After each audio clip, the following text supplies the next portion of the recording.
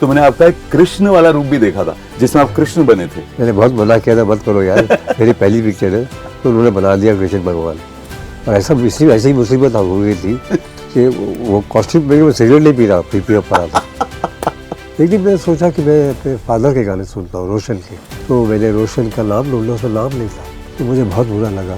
तो मुझे अंदर बहुत खौफ थी, मतलब कैसे मैं ठीक करूँ इसको, कैसे मैं अपने फादर के नाम को रिवाइव करूँ। तो ये सब कहानी जो है, जो हमने सक्सेस पाया है उसके लिए नहीं है। हमने जो कहा है कहानी में, हमने सिर्फ अपने स्ट्रगल्स बताए हैं। नमस्कार। पूरे ब्रह्मांड में, पूरे विश्व में मिर्ची प्लस पर ये कंटेंट जो कंज्यूम कर रहे हैं, आप में से कई लोग अभी जो जीतूराज बात करने वाला है उससे शायद वाकिफ नहीं होंगे, बट कुछ ही देर में हो जाएंगे। सो तरपत बीते हैं तुम बिन ये रहना, ये नहीं सुना होगा। कहो ना प्यार है, ये सुना है। ये सारा जो जीतूराज ने ब्यौरा बांधा, ये पूरा ब्यौरा संक्षिप्त विवरण करना नामुमकिन है, मगर फिर भी इसे पकड़ने का प्रयत्न करता है रोशंस, एंड उसी के बनवाने वाले दो महानुभाव जीतूराज के साथ है। राकेश रोशन, नमस्कार। नमस्कार। नमस्कार। एंड शशि रंजन, नमस्कार। नमस्कार ji. Shashi, before I come to the Roshan ji, बहुत आसान हो गया होगा ना आपके लिए ये पूरा इतिहास रंग लाना? इतिहास को रंग लाना कभी आसान नहीं हो सकता। How cool. इतिहास को क्योंकि इतिहास जो है तथ्यों पे आधारित होता है जी। और तथ्य को जनता तक लाना जो है न सिर्फ कठिन काम होता है, लेकिन रिस्पॉन्सिबिलिटी बहुत बड़ी होती है। क्योंकि अगर आप तथ्यों में गलती कर जाएं तो फिर आपको इतिहास और समाज दोनों माफ नहीं करता है। और रोशंस के फैन जो है वो कभी माफ नहीं करेंगे, जो अब तक न समझे हो कि जीतूराज ने जिन गानों की झलकियां गाई थी, इनमें से एक गाना राजेश रोशन ने स्वरबद्ध किया था, एंड उसके पूर्वार्ध में जो सारे गाने गाए वो इस संपूर्ण रोशंस के जो एक्चुअल रोशन थे, रोशन लाल नागराथ, उन्होंने स्वरबद्ध किए थे। जिंदगी बहुत कठिनाई से शुरू हुई थी, बट एक्चुअल क्या ब्यौरा था वो हम लोग रोशन इस वेब सीरीज में देख रहे हैं। बट लेट्स आस्क राकेश, रोशन साहब, राकेश, इसका नाम रोशंस रखना क्यों सही था? हुआ ये कि वीवर Roshan Nagrath, right, Roshan Lal Nagrath was my father's name.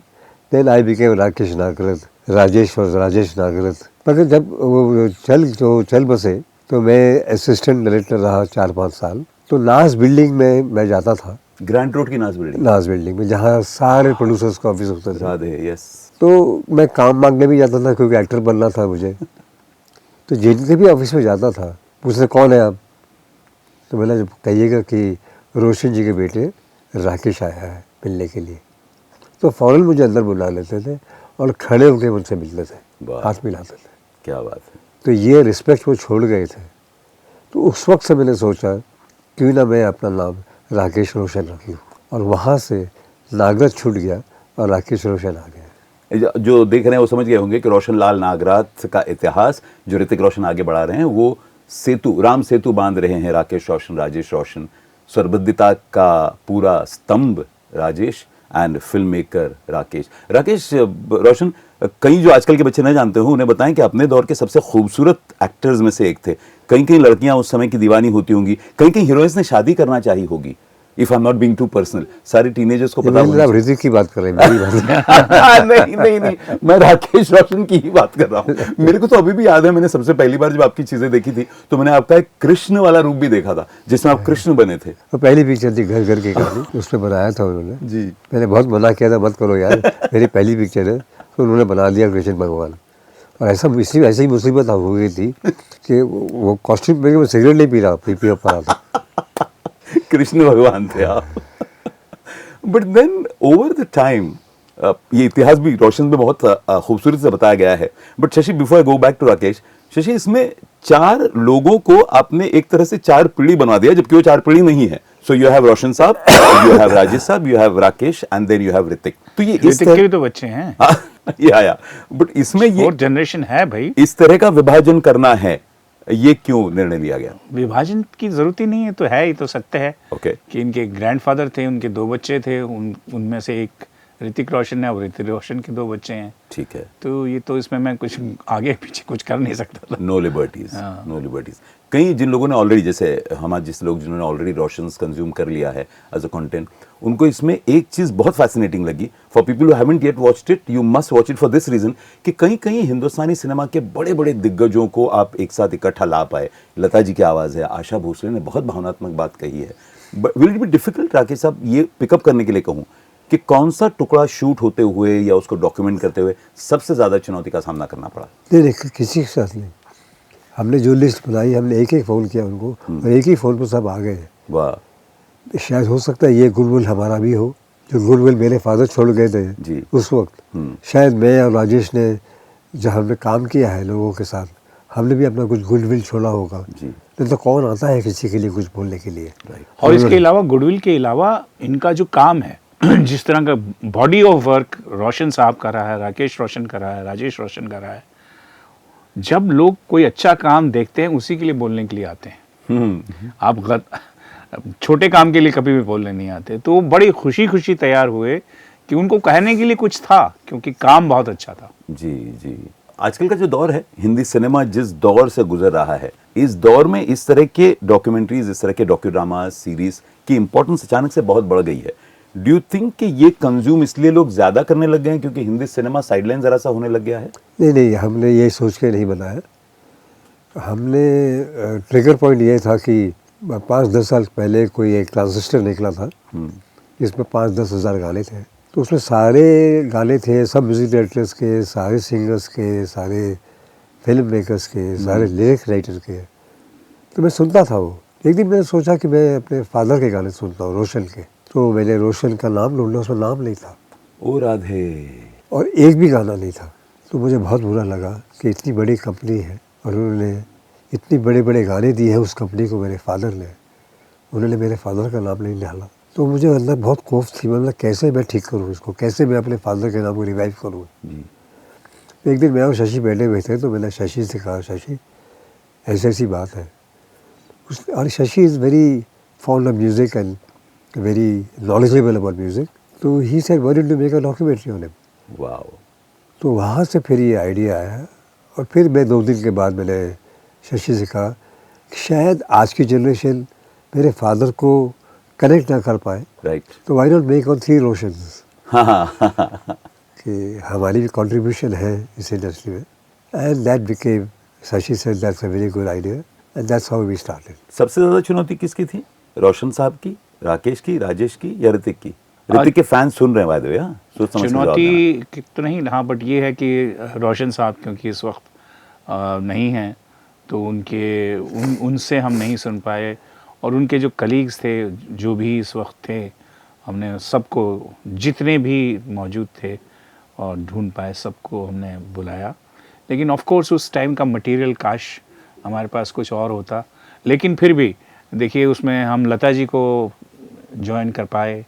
वो उनकी जो आवाज़ है, हम रोशन साहब की खुद की आवाज़ जो है, वो भी गाना गाते हैं. वो भी उनसे आगाज़ जो होता है उन्हीं से होता है जी.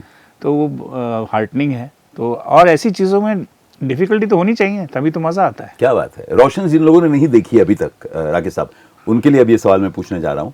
Let me begin with you कि जिन लोगों ने अभी तक इस सीरीज को नहीं देखा, उन्होंने देखने की एक सबसे पुख्ता वजह क्या है नेटफ्लिक्स पर? कि ये कहानी वैसे तो बहुत पॉपुलर लोगों की है, लेकिन ये कहानी कुछ बहुत अच्छे इंसानों की है। वाह। और ये दिल को छूती है और ये आपको इंस्पायर करती है। क्या बात। इसलिए ये कहानी देखनी चाहिए। इंस्पायर करें। कई कई युग एक साथ इकट्ठा होते हैं रोशन में। राकेश साहब, जो यंगस्टर, जेनजी या अल्फा भी जो इस सीरीज को अभी तक नहीं देखे हैं, उन्होंने इसे देखने की एक सबसे पुख्ता वजह क्या है? वो देख सकते हैं कि जो उन्हें दिखाई देता है बाहर से, हाँ। वो एक्चुअली है नहीं। हमें कितना स्ट्रगल करना पड़ता है बहुत अच्छा ये इस मकाम तक पहुंचने के लिए। राइट। तो ये सब कहानी जो है, डॉक्यूमेंट्री जो है, वो हमारे जो हमने सक्सेस पाया है उसके लिए नहीं है। वाह। हमने जो कहा है कहानी में, हमने सिर्फ अपने स्ट्रगल्स बताए हैं। हम लोग in a very very wonderfully coincidental gesture, संयोग इसे कहते हैं, जो ब्रह्मांड देख रहा है ये इंटरव्यू, कि आपकी रोशंस आई है एंड हम लोगों की एक प्रॉपर्टी है जिसे हम मिर्ची म्यूजिक अवार्ड्स कहते हैं शशि। एंड मिर्ची म्यूजिक अवार्ड्स में हम हर साल एक गोल्डन एरा म्यूजिकल फिल्म का अवार्ड देते हैं। एंड इस साल वो गोल्डन एरा फिल्म म्यूजिक का अवार्ड रोशन साहब की फिल्म ताजमहल को जा रहा है। ओह अच्छा, ओह वेरी गुड। एंड जो न जानते हो मुंबई, एक गाना जो आज भी प्यार करने वाले गाते हैं, इंस्टाग्राम पर आता है, पाँव छू लेने दो, पाँव छू लेने दो, फूलों को इनायत होगी, वरना हमको नहीं इनको भी शिकायत होगी। तो I am going to take you back. जो वादा किया निभाना पड़ेगा। जो वादा किया वो निभाना पड़ेगा। तो इन गानों को हम लोगों ने मिर्ची पर गोल्डन एरा अवार्ड रोशन साहब को देने का निर्णय लिया। अगर रोशन साहब आज होते तो हमारी जनरेशन की तरफ से मिलते हुए इस अवार्ड के बारे में क्या कहते for Taj Mahal? Rakesh sahab, who better but you to answer this question. वो बहुत खुश होते और कहते कि बहुत देर कर दी मेहरबान आते आते। गो बैक टू, बहुत देर कर दी मेहरबान आते आते। ये गोल्डन एरा अवार्ड है तो इसको देर होती है, बट देर आए दुरुस्त आए। राकेश साहब जी हाँ, बहुत बहुत खुशी की बात है कि आप लोगों ने ये सोचा है। ये हमारी डॉक्यूमेंट्री से मिलते जुलता आपने कुछ सोचा है। राइट, हमने भी डॉक्यूमेंट्री इसी बेसिस पे बनाई Right. कि लोगों को पता चले कि रोशन जी ने कितने कितने अच्छे अच्छे गाने दिए हैं। Right. ये गाने जो आप गुनगुनाते हैं उन्हें पता नहीं है किसने बनाई है। जी आज पता चला उनको कि रोशन जी ने बनाई है, और आप ये अवार्ड दे रहे हैं तो ये बहुत बड़ी बात है। ये अब इंस्टाग्राम पर वायरल होना चाहिए। ये गाना जो वादा किया वो निभाना पड़ेगा। Out of all the things and all the difficulties, ये आखिरी सवाल के तौर पर मैं पूछ रहा हूँ, जो कठिनाइयाँ फेस करी होगी, क्योंकि इसमें बहुत सारा रिसर्च दिखाई देता है, बहुत सारे दिग्गज, बहुत सारे आज के दौर के कलाकार जैसे ऋतिक है, शाहरुख है वगैरह दिखाई देते हैं। इस तरह का रिसर्च करते हुए सबसे बड़ी मुश्किलात का क्या सामना करते हैं द रोशन जैसी शशि? रोशंस को तो मुश्किल नहीं थी, वो तो काम करके रख दिया। हमें ये था कि हर चीज़ जो है उनकी जो तथ्य है, हिस्टोरिकल फैक्ट्स हैं, वो सही हों। उनका कॉन्टेक्स्ट बहुत इम्पॉर्टेंट होता है।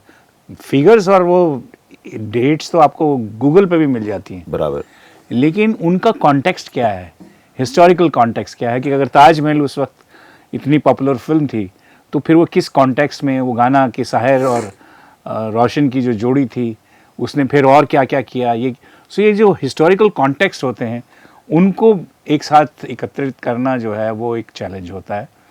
तो वो हमने किया, वो तो बहुत इंटरेस्टिंग थी, क्योंकि ये we were like cinema student learning more and more about the greats of cinema.